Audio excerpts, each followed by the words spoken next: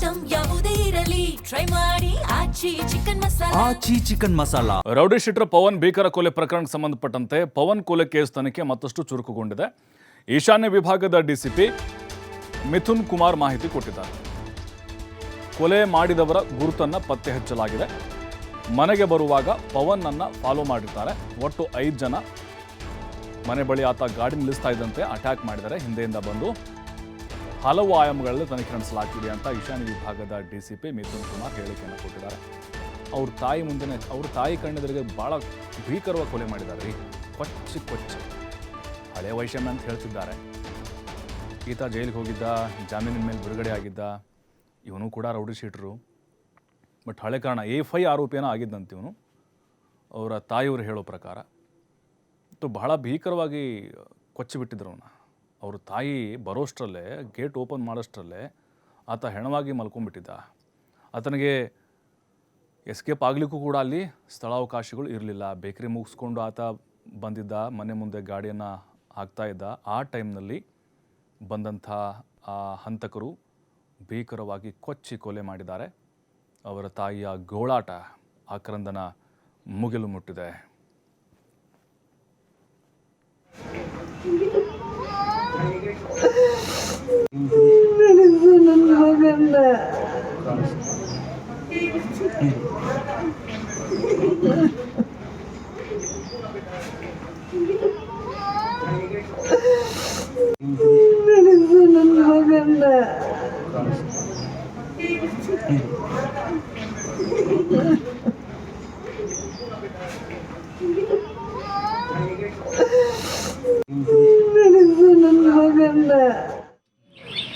First ಒಂದು ಮಗು ಕೇಸಲ್ಲಿ ಇದ್ದ, ಪೇಲ್ ಮಾಡ್ಕೊಂಡು 8 ತಿಂಗಳಾಯ್ತು ಅಷ್ಟೇ. ನನ್ನ ಮಗು ಬಂದು ಮನೆಗೆ ಊರಲ್ಲಿ ಬಿಟ್ಟಿದ್ದು 1 ತಿಂಗಳಾಗಿ ನಾನು ಬೇಕರಿಯಿಂದ ಬಾಳಿ ಮುಚ್ಕೊ ಬರೋ ಟೈಮಲ್ಲಿ ನನ್ನ ಕಣ್ಣು ಮುಂದೆ ನನ್ನ ಮಗನ ಅಂದ್ಬಿಟ್ರ.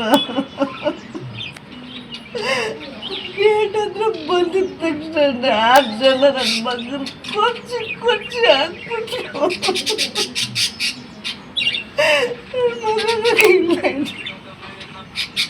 ಕೆಲಸ ಆಯ್ತು, ಮನೆ ತಂದಿತ್ತು.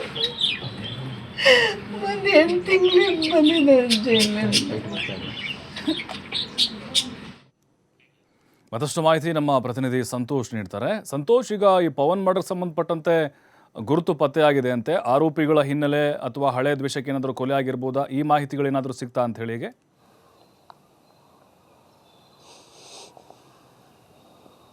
ಪ್ರಭು, ಇದು 2023ರಲ್ಲಿ ನಡೆದಂಥ ಕಪಿಲ್ ಮರ್ಡರ್ ಏನಿತ್ತು, ಆ ಮರ್ಡರ್ಗೆ ಸಂಬಂಧಪಟ್ಟಾಗೆ ರಿವೆಂಜ್ ಮತ್ತೊಂದು ಹತ್ಯೆ ಅಂತ ಮಾಹಿತಿ ಲಭ್ಯವಾಗ್ತಾ ಇರುವಂಥದ್ದು.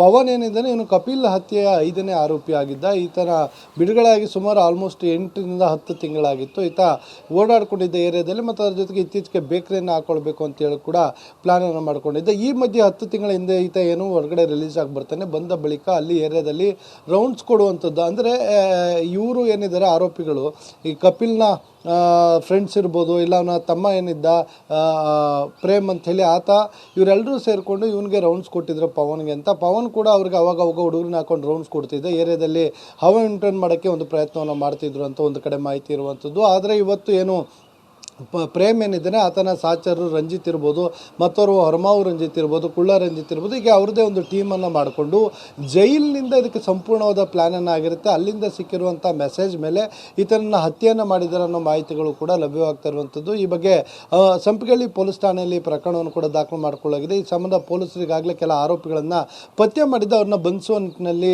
ಮುಂದಾಗಿರುವಂಥದ್ದು. ಆದರೆ ಇಡೀ ಹತ್ಯೆಗೆ ಕಾರಣ ಏನು ಅಂತ ನೋಡುವಂಥ ಸಂದರ್ಭದಲ್ಲಿ ಹಿಂದೆ ನಡೆದಂಥ 2023ರ ತುಂಬ ಭೀಕರವಾಗಿ ಹತ್ಯೆಯನ್ನು ಮಾಡಿರ್ತಾರೆ. ಏನು ನಡು ರಸ್ತೆಯಲ್ಲಿ ಆತನ ತಲೆಗೆ ಹೊಡೆದು ಹತ್ಯೆಯನ್ನು ಮಾಡಿರ್ತಾರೆ. ಆತನ ತಲೆಗೆ ಹೊಡೆದಂಥ ಸಂದರ್ಭದಲ್ಲಿ ಮಚ್ಚು ಆತನ ತಲೆಗೆ ಸಿಕ್ಕಾಕೊಂಡಿರುತ್ತೆ. ಅದು ಹೊರಬರೋಕ್ಕೆ ತಗಿಲಿಕ್ಕೂ ಕೂಡ ಆಗಿರಲ್ಲ. ಹೀಗಾಗಿ ಮಚ್ಚನ್ನು ಅಲ್ಲೇ ಬಿಟ್ಟು ಹೋಗಿರ್ತಾರೆ ಹಂತಕರುಗಳು.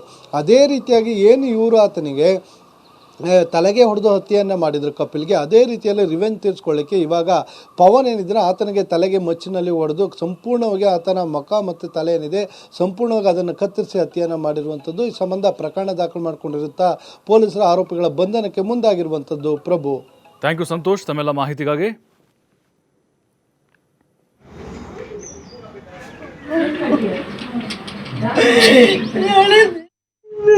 ನನ್ನ ಮಗನ್ನ 28 ವರ್ಷ ನನ್ನ ಮಗನಿಗೆ. ಜಾಮೀನ್ ಮೇಲೆ ಬಂದ್ಮೇಲೆ ಅವ್ರನ್ನ ಗಲಾಟೆ ಆಗೋದು ಅವ್ರನ್ನ ನನ್ನ ಮಗ ಹೇಳ್ತಾ ಇದ್ದ ಸರ್, ಪ್ರೇಮು ನನ್ಗೆ ಅಟಕ್ ಮಾಡಿಸ್ತಾವನೆ, ಪ್ರೇಮ್ ಅಟಕ್ ಮಾಡಿಸ್ತಾವನೆ ಅನ್ಬಿಟ್ಟು. ಪ್ರೇಮ್ ಅಟಕ್ ಮಾಡಿಸ್ತಾವನಮ್ಮ, ಅಟಕ್ ಮಾಡಿಸ್ತಾ ಇದ್ದಾನೆ, ಅದಕ್ಕೆ ಎತ್ಕೊಂಡು ಊರಲ್ಲಿ ಇಟ್ಟಿದ್ದೆ ನಾನು.